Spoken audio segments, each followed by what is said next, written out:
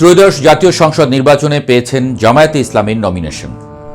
এই গেল বৃহস্পতিবার তার নির্বাচনী এলাকা থেকে গণমিছিল ও সমাবেশও করেছেন জামায়াতের পক্ষে।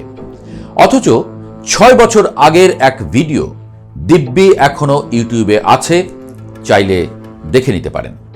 সেই ভিডিওতে তাকে বলতে শোনা যায় তার ১৪ গোষ্ঠীর সবাই আওয়ামী লীগ করে, এমনকি শেখ হাসিনা জান্নাতি নারী, এমন কথাও তাকে বলতে শোনা গেছে।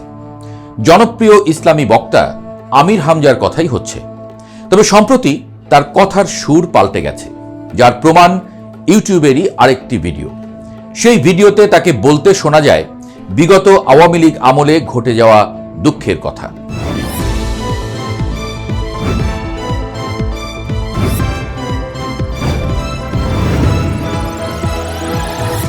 আওয়ামী লীগ ক্ষমতায় থাকার সময় অনেক জনপ্রিয় ধর্মবক্তার বক্তব্যে একটা নির্দিষ্ট অবস্থান দেখা গেছে।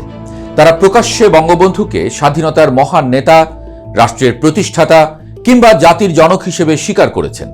২০২০ সালের ৭ ডিসেম্বর বাংলা ট্রিবিউনে প্রকাশিত সংবাদে মাওলানা মামুনুল হকের বক্তব্য তার স্পষ্ট উদাহরণ, যেখানে তিনি দল মতের ঊর্ধ্বে উঠে বঙ্গবন্ধুর প্রতি ভালোবাসা এবং শ্রদ্ধার কথা বলেছেন।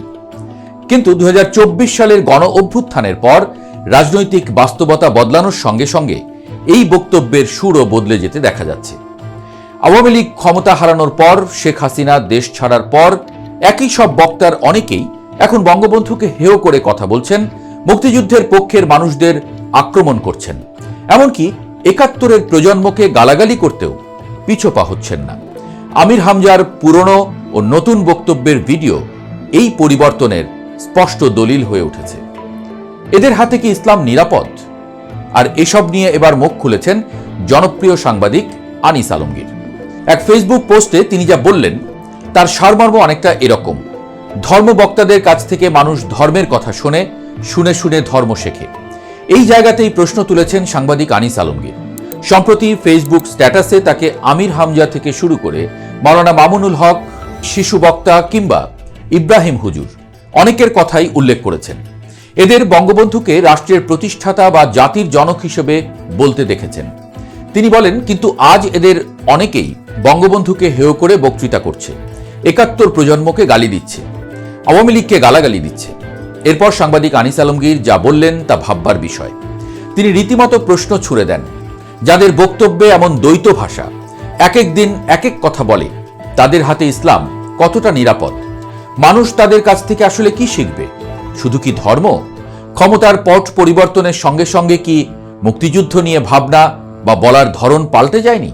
বিবিসি বাংলা বলছে, বাংলাদেশে গণ অভ্যুত্থানের মাধ্যমে শেখ হাসিনা সরকারের পতনের পর থেকেই মুক্তিযুদ্ধের ইতিহাস ঘিরে নতুন করে নানা বিতর্ক সামনে আসছে। মুক্তিযুদ্ধ ভিত্তিক ভাস্কর্য ও স্থাপনায় হামলা, যুদ্ধে নিহতদের সংখ্যা, বাংলাদেশের প্রতিষ্ঠাতা রাষ্ট্রপতি শেখ মুজিবুর রহমানের ভূমিকা এবং মুক্তিযুদ্ধে ভারতের অবদান, সবকিছু নিয়েই চলছে নতুন করে প্রশ্ন ও বিতর্ক। এই প্রেক্ষাপটে অন্তর্বর্তী সরকারের সময়ে মুক্তিযুদ্ধের স্মৃতিচিহ্ন এবং ঐতিহাসিক স্থাপনার সুরক্ষা নিয়ে সমালোচনাও জোরালো হচ্ছে। কারণ দেশের বিভিন্ন স্থানে মুক্তিযুদ্ধ সংশ্লিষ্ট গুরুত্বপূর্ণ ভাস্কর্য ও একাধিক জাদুঘরে হামলা ও ভাঙচুরের ঘটনা ঘটলেও সেগুলোর সংস্কার বা পুনর্নির্মাণে কার্যকর কোনো উদ্যোগ দেখা যায়নি। ৭১-এর ১৭ই এপ্রিল বাংলাদেশের অস্থায়ী সরকার গঠন এবং শপথ গ্রহণের ঐতিহাসিক ঘটনাকে স্মরণ করে মেহেরপুর জেলায় প্রতিষ্ঠিত হয়েছে মুজিবনগর স্মৃতি কমপ্লেক্স।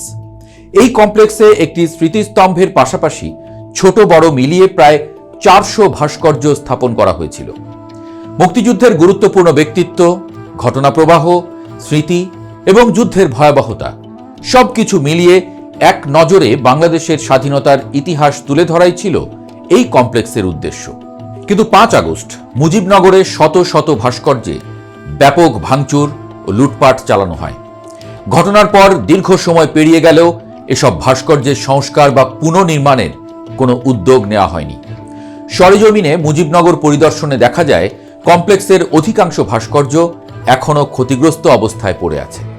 মুজিবনগর কমপ্লেক্সের সম্মুখে থাকা বাংলাদেশের প্রতিষ্ঠাতা রাষ্ট্রপতি শেখ মুজিবুর রহমানের ভাস্কর্যটি সম্পূর্ণভাবে গুঁড়িয়ে দেওয়া হয়েছে।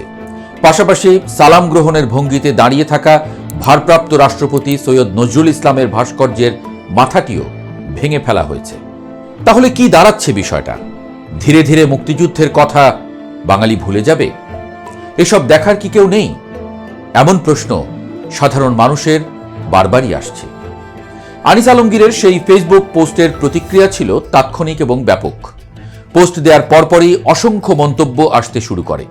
অনেকেই এসব ধর্মবক্তাকে মুনাফেক বলেও আখ্যা দেন। ইসলামের ভাষায় মুনাফেক বলা হয় তাদের যারা প্রকাশ্যে নিজেকে ধার্মিক বা মুসলমান হিসেবে উপস্থাপন করে কিন্তু অন্তরে ইসলাম কিংবা সত্যকে বিশ্বাস করে না। বিস্ময়ের বিষয় হলো যারা দীর্ঘদিন মানুষকে ধর্মের কথা শুনিয়েছেন তারাই আজ এই তকমার মুখে পড়েছেন। এদের অধিকাংশ মানুষই ধর্মপ্রাণ মুসলমান, ফলে ধর্মবক্তাদের কথাবার্তা সমাজে গভীর প্রভাব ফেলে। সেই জায়গা থেকেই উদ্বেগ আরও বেড়ে যাচ্ছে। যখন দেখা যাচ্ছে ধর্মবক্তারা সময় এবং পরিস্থিতি অনুযায়ী নিজেদের বক্তব্য পাল্টাচ্ছেন, মুক্তিযুদ্ধকে কখনো খাটো করে উপস্থাপন করা হচ্ছে, এমনকি মুক্তিযোদ্ধাদের প্রকাশ্যে অপমান করা হচ্ছে, তখন স্বাভাবিকভাবেই প্রশ্ন উঠছে সামনে আসলে কি অপেক্ষা করছে? এভাবেই কি ধীরে ধীরে একটি প্রজন্ম হারিয়ে যাবে? তাদের সঙ্গে হারিয়ে যাবে বহু ত্যাগে অর্জিত স্বাধীনতার স্মৃতি, এমনকি ধর্মীয় মূল্যবোধ।